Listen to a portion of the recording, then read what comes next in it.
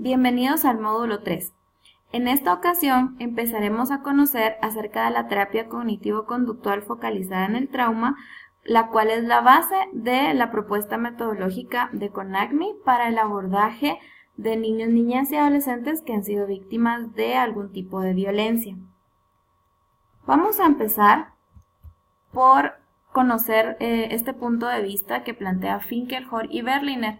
Ellos indican que un tratamiento por abuso sexual se va a diferenciar de otros tipos de psicoterapia, ya que el abuso sexual es una experiencia y no un trastorno o un síntoma. Es decir, que a los niños y niñas se les trata porque han sufrido una experiencia de abuso y no porque esa experiencia se haya traducido necesariamente en síntomas o en problemas comportamentales. Esto aplica también para los niños o niñas que han sido víctimas de algún tipo de maltrato o otro tipo de violencia. La idea es que nosotros vamos a abordar a estos niños por la experiencia de violencia que ellos han atravesado y no necesariamente porque esto sea una patología. Sabemos que a partir de estas experiencias pues se van generando ciertos indicadores y estos van a ser la base para nuestro tratamiento.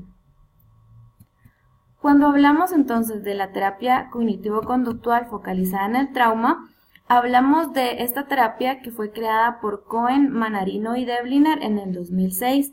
Ellos la crearon para poder abordar a niños, niñas y adolescentes que han tenido experiencias traumáticas. Hablan de las experiencias traumáticas como el abuso infantil físico, sexual, la violación, la exposición a violencia doméstica o comunitaria, accidentes serios, desastres naturales o humanos, crímenes violentos, muertes violentas o repentinas o cualquier otra experiencia que amenace o atemorice.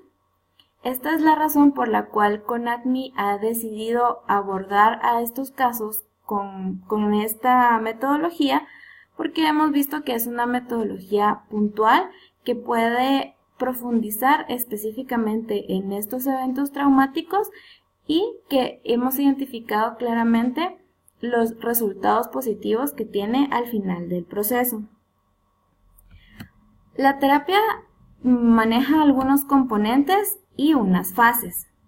Entonces acá plantea, ¿verdad?, que es un tratamiento basado en componentes y a su vez está conformado por 3 fases proporcionales, que se caracteriza por una exposición gradual y que integra todos estos componentes.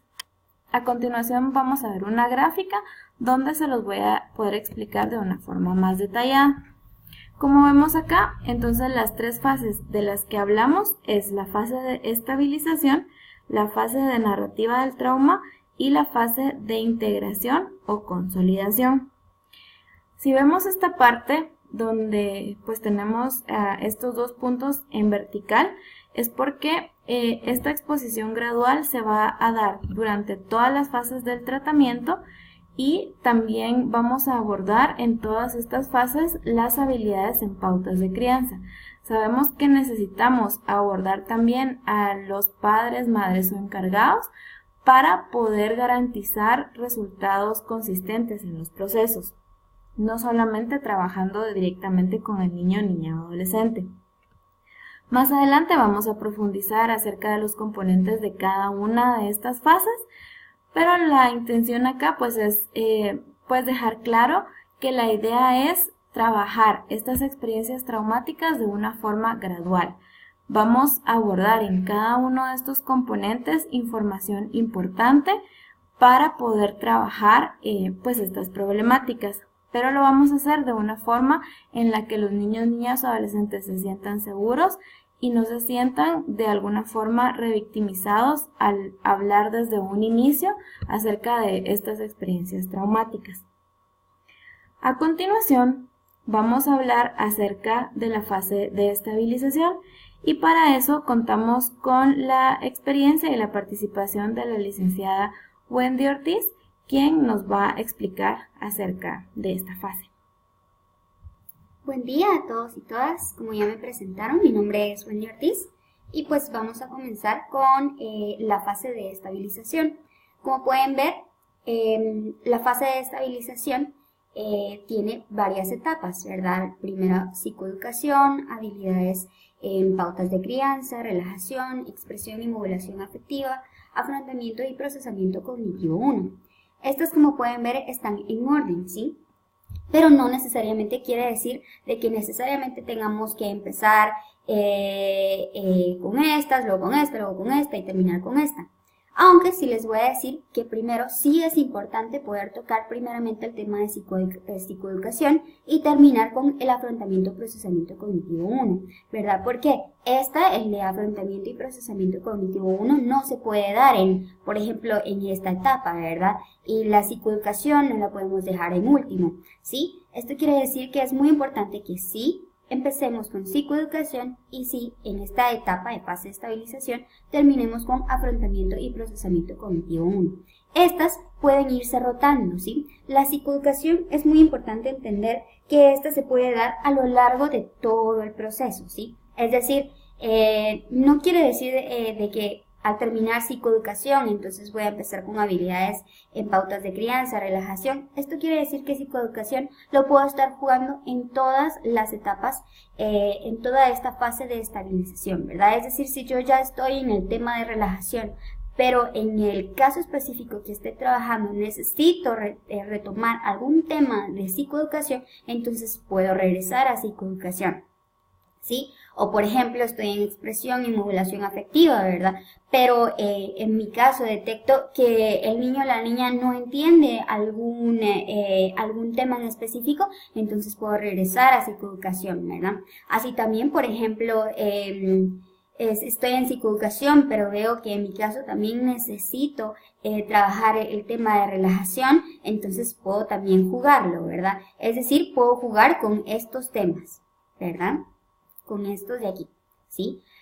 Con habilidades en pautas de crianza, relajación y expresión en modulación afectiva.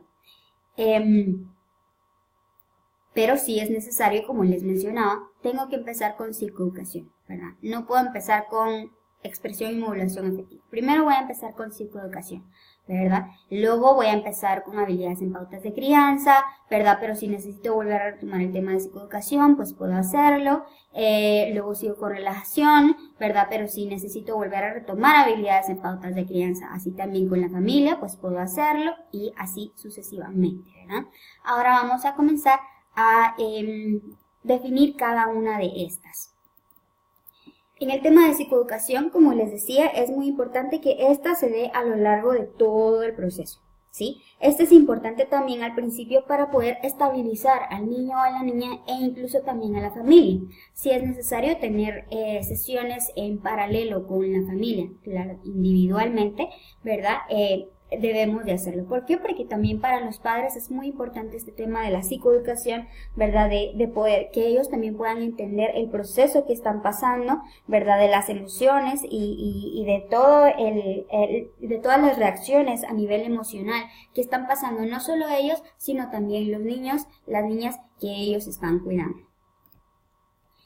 La psicoeducación entonces consiste en normalizar, como les mencionaba, ¿verdad?, las respuestas al evento traumático, tanto del niño como del padre, y reforzar cogniciones precisas acerca de lo ocurrido, ¿verdad? Por ejemplo, en esta etapa también nos puede ayudar el enseñarle que las emociones o reacciones a nivel emocional que sienten después de un evento traumático son normales, ¿sí? Así también ayuda a que la familia comprenda por la situación que está pasando. El terapeuta provee también información general acerca del evento traumático que ha experimentado el niño, como qué es, quién lo experimenta, qué lo causa, los diferentes tipos que existen de dicho evento y los mitos relacionados a este.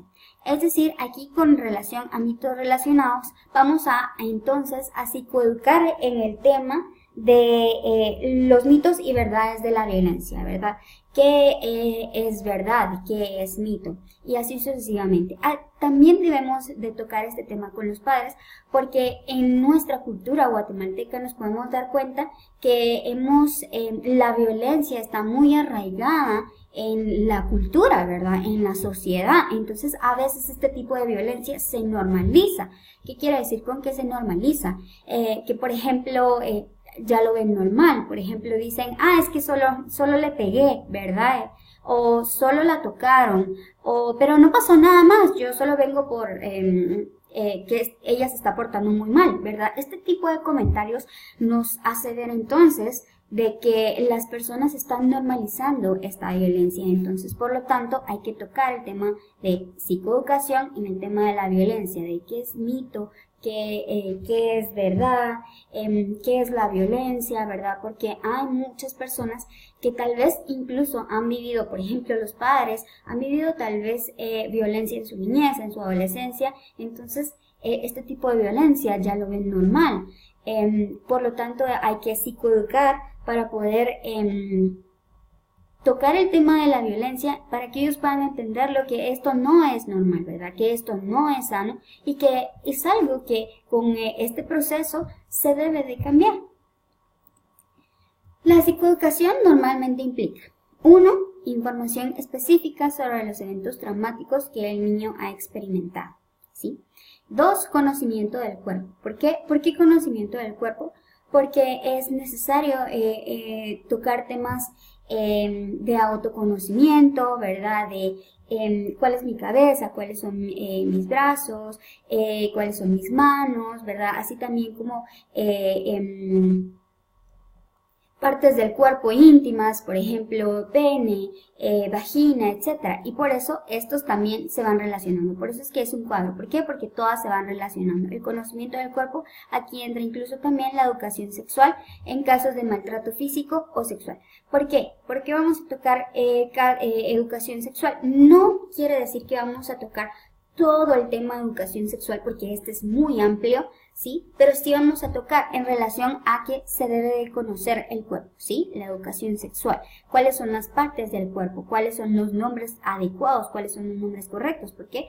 Porque probablemente el niño o la niña no ha tenido incluso esta educación sexual, ¿verdad? De qué es pene, qué es vagina, ¿verdad? ¿Cuáles son sus diferencias, ¿verdad? Porque incluso también, así como estábamos hablando de la cultura de Guatemala, también está la cultura en esta educación sexual, ¿verdad? De que a veces no nombramos estas partes íntimas como son, ¿verdad? Sino que les ponemos sobrenombres como palomita o cuquita o cucarachita, etc. Entonces debemos de educar también para que ellos puedan identificar primeramente las partes del cuerpo y puedan nombrarlas como realmente son.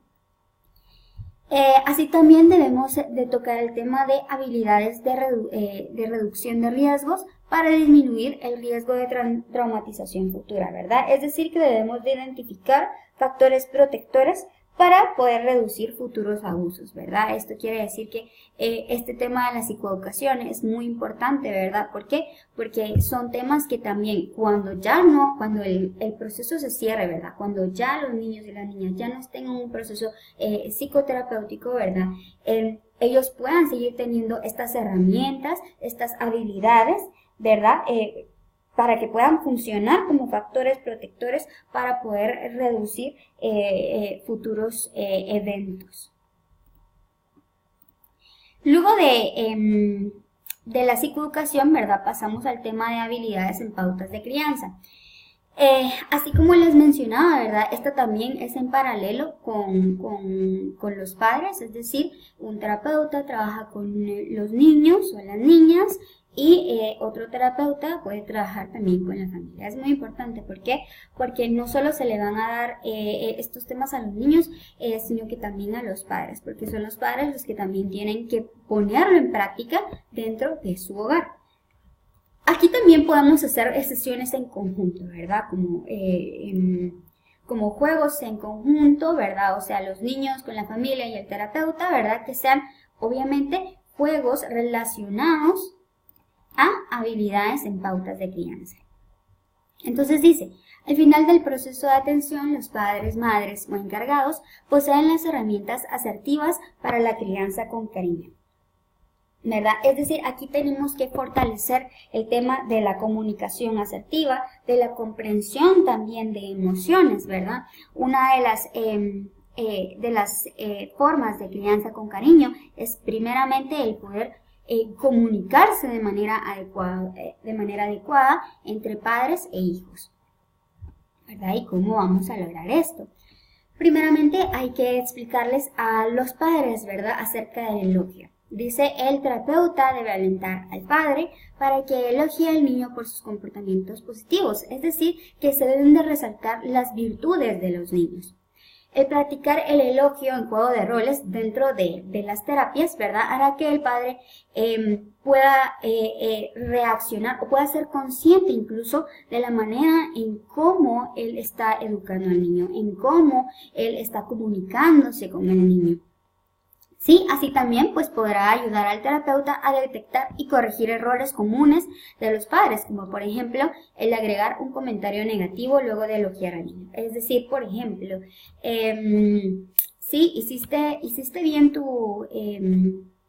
recogiste bien tu cuarto, solo que la cama te quedó fatal, ¿verdad? O, te ves bonita, pero realmente los colores que te combinaste no te van muy bien, ¿verdad? Ese tipo de comentarios, ¿verdad? Es decir, te digo algo bonito, pero luego de lo bonito te digo algo negativo, ¿verdad? Entonces realmente no es un elogio, ¿verdad? No estamos llegando al objetivo de poder resaltar una virtud del niño o de la niña, sino que estamos dando un comentario positivo, luego damos uno negativo, ¿verdad? Entonces, esto no es correcto cuando se comunican con los niños, ¿verdad? Y al momento de hacer un juego de roles podemos incluso detectar, ¿verdad?, estos comentarios que pueden ser tan comunes y que a veces incluso pues ellos no logran darse cuenta de lo que están diciendo, ¿verdad? Pero al momento de hacer este juego de roles se puede detectar y luego se puede corregir, ¿verdad? Es decir, que se puede enseñar que el elogio, ¿verdad?, no es de dar un comentario positivo y luego uno negativo, sino de poder resaltar las virtudes de los niños y las niñas. La atención selectiva. El padre debe aprender a decidir no reaccionar a algunos comportamientos. Esto no quiere decir de que le vamos a decir usted debe de ignorar, no, sino que debe de reaccionar de una manera distinta. Por ejemplo, al hacerle caras al padre, a burlarse, a hacer comentarios provocadores y de enojo, ¿verdad? No quiere decir que le vamos a decir, mire, usted debe de ignorar el comportamiento del niño, ignore al niño, no. Sino que lo que vamos a decir es que usted debe de reaccionar de manera distinta, ¿sí? No a reaccionar de manera agresiva, ¿por qué? Porque tal vez a veces este tipo de comportamientos se han hecho tan recurrentes que el padre lo que hace es que siempre regaña al niño de la misma manera. Entonces lo que vamos a hacer es que le vamos a decir al padre o a la madre a que debe de reaccionar de manera distinta, ¿verdad? ¿Qué es lo que estamos tratando de hacer aquí en habilidades en pautas de crianza? Es poder fortalecer la comunicación asertiva de padres e hijos, así también como por ejemplo estamos fortaleciendo aquí la atención, ¿verdad? Es decir, si el niño me está pidiendo o la niña me está pidiendo algo, ¿verdad? Entonces yo le voy a poner atención, ¿verdad? Yo le voy a también dar su debido tiempo, un tiempo que va a ser también de calidad. Así también esta parte de habilidades en pautas de crianza debe de fortalecer o en conjunto con el terapeuta debe de encontrar maneras de educar, ¿verdad? De encontrar una manera alternativa para poder educar y así no tomar esta alternativa de, bueno, como el niño no me está haciendo caso, como el niño me está haciendo tal cosa, como el niño se está comportando de esta manera, entonces le voy a pegar, ¿verdad? No. En habilidades, en pautas de crianza, lo que debemos de lograr es que junto con los padres encontrar una alternativa para poder educar de manera en que no se llegue a los golpes, ¿verdad? O sea, de manera asertiva, de manera con ternura, ¿sí? No, siempre tratando la manera de evitar los golpes.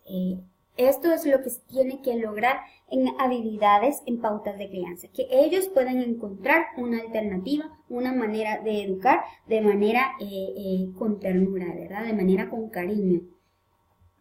No con golpes, no con gritos, no con alzar la voz, no, sino que una manera que pueda ser en donde se puedan resaltar esta comunicación asertiva con los padres y los niños.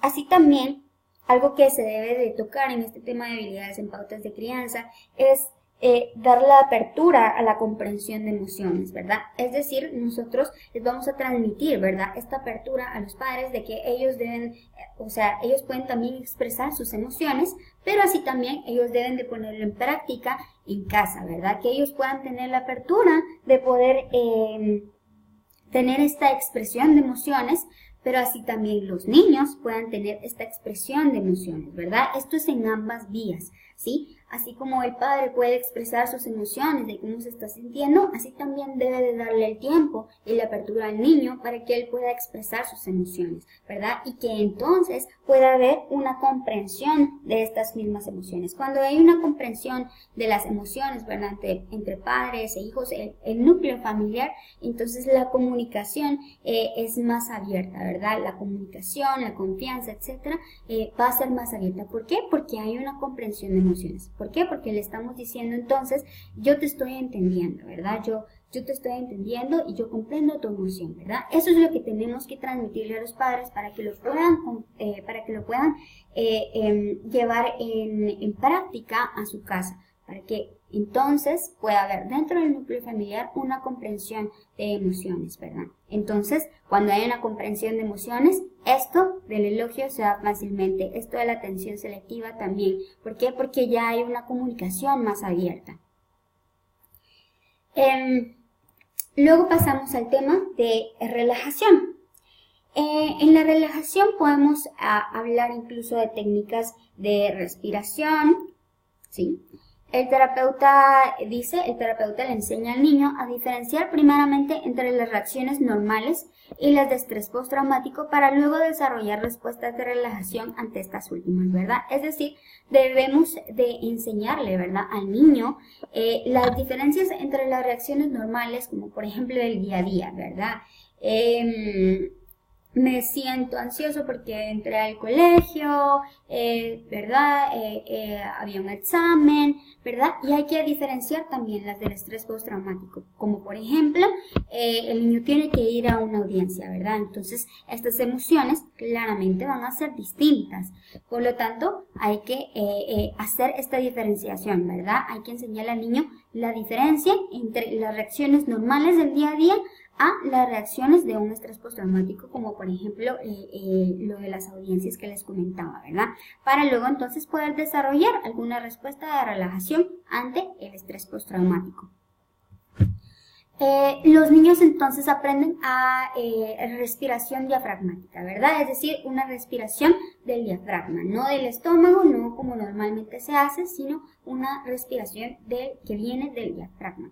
A enfocarse en la respiración, a redireccionar la atención hacia la respiración cuando presenten pensamientos intrusivos y aprenden a relajación progresiva muscular, ¿verdad? Entonces, aquí, como les decía, ¿verdad?, en la etapa de relajación, entonces comenzamos a hacer técnicas de respiración con los niños, ¿verdad? Que ellos puedan también aprenderlo y puedan hacerlo un hábito, no solamente que hagan las técnicas de respiración dentro del espacio terapéutico, sino que también puedan hacerlo en su hogar, o ya sea en la audiencia, o ya sea en cualquier situación en la que se presenten entonces pensamientos intrusivos, ¿verdad? Y ellos puedan entonces, ¿verdad?, como les decía, formar un hábito, ¿verdad? Entonces, cuando tienen estos pensamientos intrusivos, cuando se encuentran en una situación estresante, ¿verdad?, ellos recuerden de que pueden hacer este tipo de técnicas de respiración para poder relajarse, ¿sí? Esta es la respiración diafragmática, ¿verdad? La respiración que viene del diafragma. Esto se debe de hacer cuando, por ejemplo, el niño o la niña llega muy ansiosa o llega muy hiperactiva, ¿verdad? Podemos utilizar también este tipo de técnicas de respiración, ¿verdad? Porque si bien es cierto, tal vez no está, ¿verdad?, en un momento de estrés postraumático, ¿verdad? Es decir, no está en una situación estresante, ya sea en una audiencia o ya sea, etcétera, ¿verdad? Pero lo está presentando en este momento. Entonces podemos tocar este tema de técnicas de respiración para decir, bueno, veo que estás un poquito ansiosa, quieres que hagamos una técnica de respiración, ¿verdad? Entonces las ponemos cómodas o las ponemos cómodas, ¿verdad? En el sillón o en una silla, ¿verdad? Que pueda relajarse. Ya uno le pregunta si quiere tener los ojos abiertos o los quiere tener cerrados, ¿verdad? Siempre vamos a respetar lo que el niño o la niña diga. Y entonces se le va a comenzar a enseñar estas técnicas de respiración. Pueden ser solo técnicas de respiración o se pueden utilizar también otros materiales como globos, ¿verdad? Inflar el diafragma, ¿verdad? Y luego sacar el aire por el globo, ¿verdad? Y hacerlo unas cuantas veces, como por ejemplo 3 o 5 veces, ¿verdad? Y ya cuando notamos que el niño o la niña pues está más tranquila o más tranquilo, entonces ya seguimos con los demás temas, ¿verdad? Pero siempre recalcarle, ¿verdad? Que estas técnicas pueden hacerlas siempre y cuando él o ella sientan que lo necesiten, ¿verdad? O estén en alguna situación que vienen pensamientos intrusivos o tal vez se sienten muy ansiosos, etcétera, ¿verdad? Así también aprenden de relajación progresiva muscular. Esto quiere decir que también les tenemos que enseñar estas técnicas en donde puedan relajar también las partes del cuerpo, ¿verdad? Es decir, no solo vamos a tocar el tema de la respiración diafragmática, sino también a la relajación progresiva muscular, ¿verdad? Es decir, vamos a sentarnos, vamos a comenzar a respirar y vamos a comenzar a tensar cierta parte del cuerpo. Por ejemplo, la mano, ¿verdad? Vamos a comenzar a tensar la mano y ya en ciertos segundos, entonces la vas aflojando, ¿verdad? Y vamos a hacer esto también como 3 o 5 veces, ¿verdad? Hasta que el cuerpo comience también a relajarse, ¿verdad? Esto no solamente lo vamos a hacer en las manos, sino que también se puede hacer con los hombros, también se puede hacer con la cabeza, también se puede hacer con el abdomen o el estómago, etcétera, ¿verdad? Los vamos tensando un poco y poco a poco los vamos relajando, ¿verdad? Entonces, esto también ayuda para que pueda relajarse el cuerpo, ¿verdad? Entonces, estamos uniéndolo con la respiración diafragmática, ¿verdad? Pero también lo estamos uniendo con con los músculos, con el cuerpo, ¿verdad? Entonces, no solo mi ansiedad se va a disminuir, sino también mi cuerpo va a comenzar a relajarse. Así también estas, como les había dicho, ¿verdad? En paralelo, ¿verdad? Con los padres en su atención terapéutica individual, también son alentados a modelar y reforzar estas habilidades en casa, ¿verdad? Es decir, también se les va a enseñar estas técnicas de respiración, también se les va a enseñar estas técnicas de relajación progresiva muscular para que cuando ellos crean conveniente hacerlo en casa o cuando ellos crean conveniente en hacerlo en alguna situación en donde ven al niño bastante ansioso o preocupado o con pensamientos intrusivos, entonces ellos puedan poner también en práctica estas técnicas de relajación. No solo para los niños, sino también puede funcionar para ellos también. Entonces, como vimos, ¿verdad? Esta fase de relajación, vemos la respiración, ¿verdad? Es muy importante tocar la respiración y luego la relajación muscular progresiva. Y como les decía, ¿verdad? Esto también se puede tocar en cualquier punto. Lo pueden tocar en cualquier punto de estas, ¿verdad? Por ejemplo, si estamos incluso, que ya vamos a tocar el tema de afrontamiento y procesamiento cognitivo, si ya estamos en este punto, ¿verdad? Y creemos que necesitamos de esta técnica de relajación, entonces podemos meterla, ¿verdad? No quiere decir, como les decía al principio, de que esto va a ir en orden, ¿verdad? Terminé psicoeducación, voy a pasar a este, voy a pasar a este, y luego expresión, y luego afrontamiento. No, sino que puedo ir jugándolas. Si necesito, en esta etapa de afrontamiento y procesamiento cognitivo, necesito juntarla también con relajación, puedo hacerlo, ¿verdad? Es decir, puedo jugar con estas etapas. Ahora vamos a seguir con expresión y modulación afectiva. Este componente pretende ayudar al niño a expresar y manejar apropiadamente sus emociones. En este tema de expresión y modulación afectiva vamos a tocar primeramente la identificación de emociones, la expresión y el manejo, ¿sí? La expresión de las mismas y el manejo de las mismas, ¿verdad? De las emociones. ¿Por qué? Porque puede que los niños y las niñas no sepan cuál es la definición de las emociones. Entonces tal vez podemos preguntarle cómo te sientes o cómo te sentiste, y probablemente ellos nos vayan a responder no sé, ¿verdad? ¿Por qué? Porque no hemos empezado a identificar las emociones, ¿verdad? ¿Por qué? Porque ellos no saben, no es que ellos no nos quieran contar y ellos no nos quieran decir cómo es que ellos se sienten, sino que simplemente no saben qué nombre ponerle a esa emoción que están sintiendo en ese momento. Entonces, por lo tanto, es muy importante el tema de la identificación de emociones. Es decir, vamos a comenzar a definir cada una de las emociones. Luego, es importante considerar que las emociones relacionadas al trauma son discutidos en sesiones posteriores, ¿verdad? Es decir, aquí no nos va a contar cómo se sintió cuando el evento pasó, ¿verdad? El evento traumático pasó. No, aquí aún no lo vamos a tocar porque aquí aún el niño no está preparado para comentar el evento, ¿verdad? Aunque si el niño lo trae a colación espontáneamente, entonces puede hacerlo, ¿verdad? No le vamos a decir, no, ¿verdad? No me hables de eso ahorita, ¿verdad? No, ahí lo estaríamos frenando. Si el niño quiere decirlo en ese momento, pues puede hacerlo. Pero realmente las emociones relacionadas al trauma los vamos a tocar más adelante. Este tema no es para que él pueda contar el evento traumático, pero si él lo cuenta, entonces puede hacerlo, ¿verdad? Asimismo, en las sesiones paralelas con los padres, estos son alentados a practicar habilidades de escucha reflexiva, con el fin de reforzar la expresión de sentimientos del niño en casa. Si ven, ¿verdad? Esto se está relacionando mucho al tema de psicoeducación, el tema de relajación también, ¿verdad? El tema también de habilidades en pautas de crianza, ¿verdad? Es decir, estos se comienzan a relacionar, ¿verdad? Estos se toman de la mano, ¿verdad? Todas estas etapas se están tomando de la mano. ¿Por qué?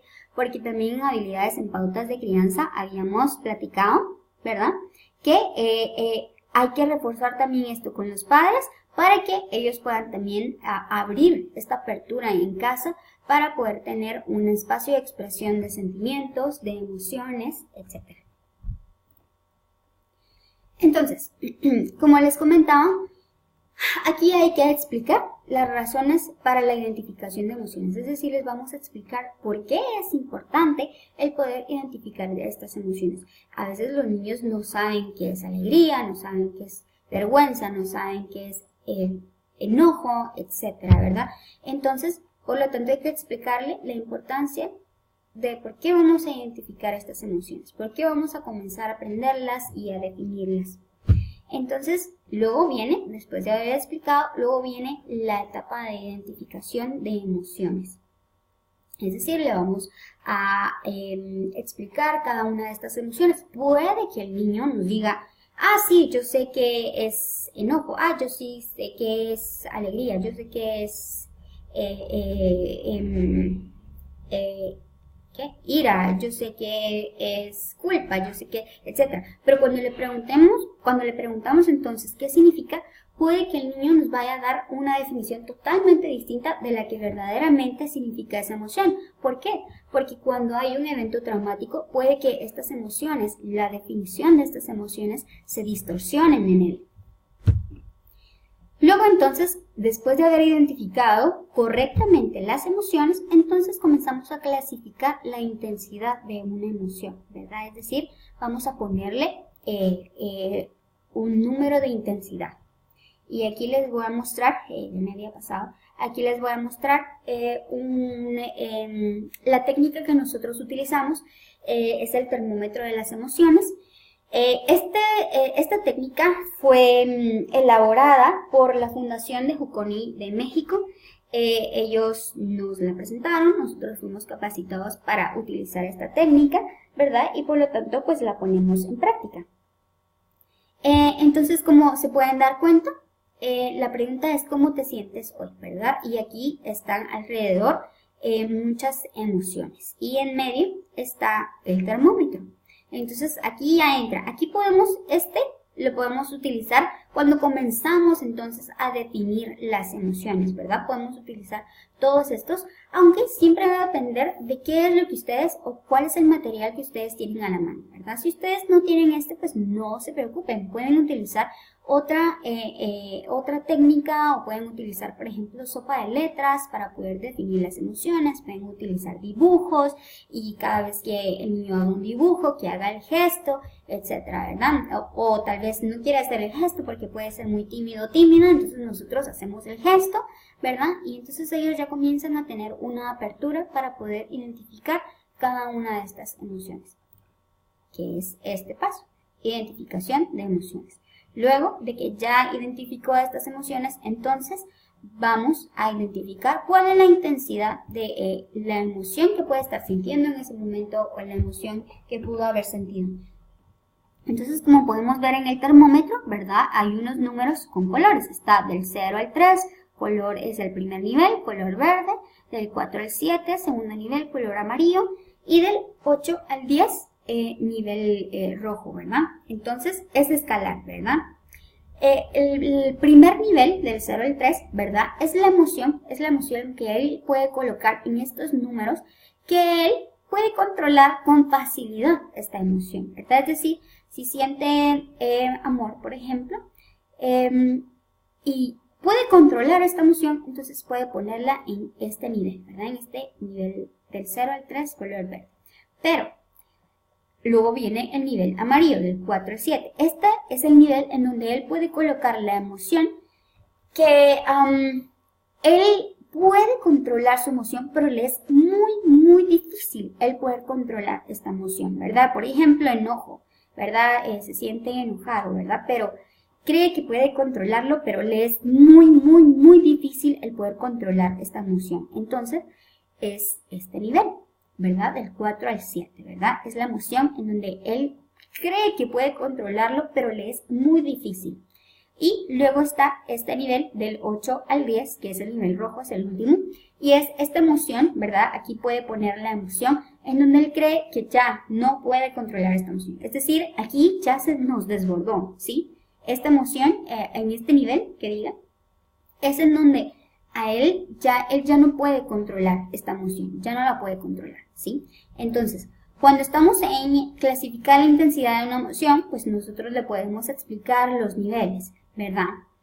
Pero nosotros vamos a trabajar en las emociones que él esté colocando en estos niveles, ¿sí? ¿Por qué? Porque tenemos que evitar que el niño llegue a este nivel de 8 a 10 color rojo, para que no se nos desborde, sino que tenemos que trabajar en esto, ¿sí? Cuando el niño está poniendo una emoción que está en nivel del 4 al 7, entonces tenemos que trabajar para poder regular esta emoción.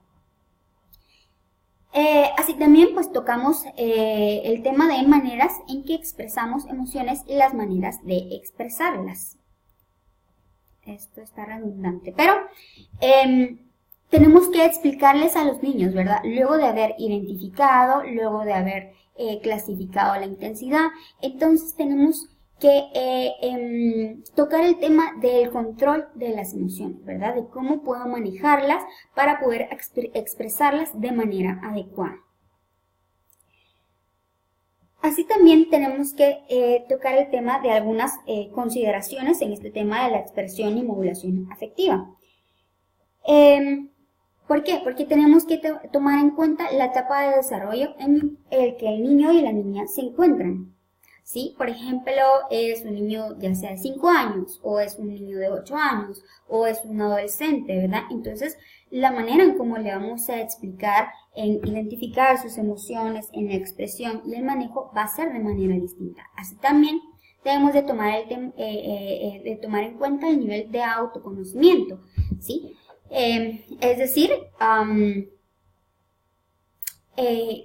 cómo se conoce él, ¿verdad? O sea, ¿qué es lo que conoce de él mismo? Así también la diferencia entre pensamientos y emociones. Es decir, los niños tienen maneras distintas de pensar y tienen maneras distintas también de sentir, de acuerdo a la situación en la que ellos estén pasando. Entonces, siempre vamos a tomar en cuenta esto, ¿verdad? Para poder explicarlo de manera distinta. Y por último está el afrontamiento y procesamiento cognitivo 1.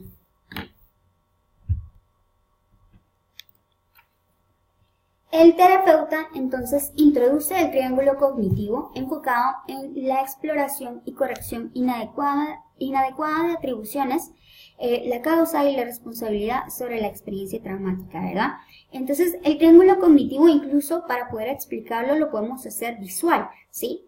Así como su mismo nombre lo dice, el triángulo vamos a hacer un triangulito, ¿verdad? Y en cada esquina del triángulo vamos a poner que en la primera esquina del triángulo vamos a poner pensamiento, en la segunda esquina vamos a poner emoción y la otra esquina vamos a poner conducta, ¿sí? Entonces hay que aprender, primeramente hay que aprender la diferencia entre pensamientos y emociones, porque a veces probablemente para los niños es algo muy confuso y es algo difícil también de diferenciar, ¿verdad? La diferencia entre pensamientos, emociones y conductas, y la forma también hay que explicarles la forma en cómo también estas se relacionan.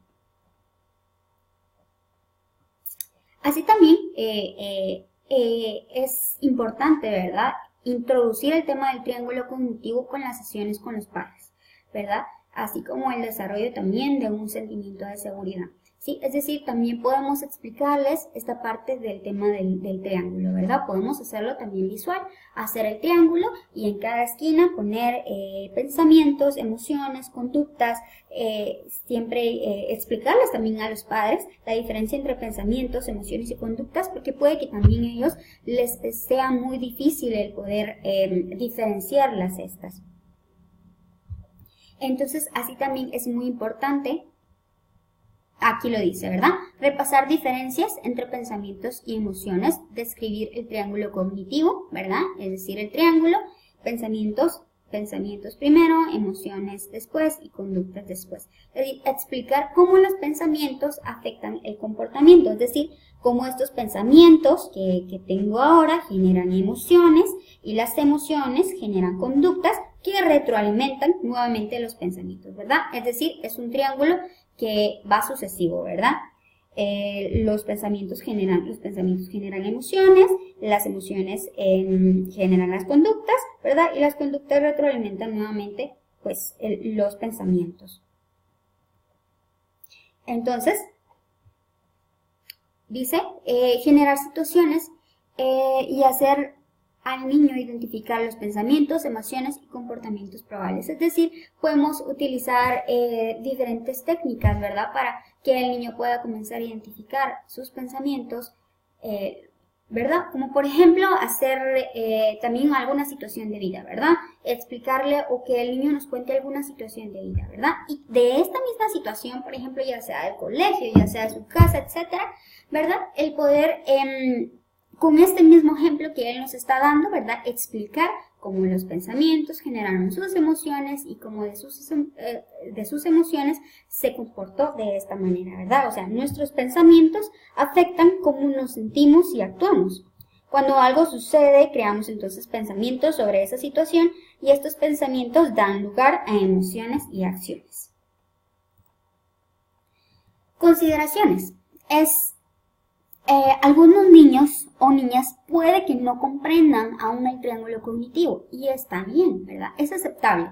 Es aceptable simplemente afirmar al niño que los pensamientos y los sentimientos se entrelazan con uno y otro y pasar al siguiente tema, ¿verdad? Porque hay que tomar en cuenta, así como también les decía en la expresión y modulación afectiva, ¿verdad? Hay que tomar en cuenta también el tema de la etapa del desarrollo, el nivel de autoconocimiento, la diferencia entre pensamientos y emociones que el niño está haciendo, ¿verdad? Hay que tomar en cuenta también estas tres, ¿verdad?, para también la etapa de afrontamiento y procesamiento cognitivo 1, ¿verdad? Sí, la etapa de desarrollo en la que está el niño, ¿verdad?, es muy probable que él no nos logre entender el triángulo cognitivo, entonces está bien afirmar al niño, ¿verdad?, que los pensamientos y las emociones se entrelazan con uno y otro, ¿verdad?, entre uno y otro.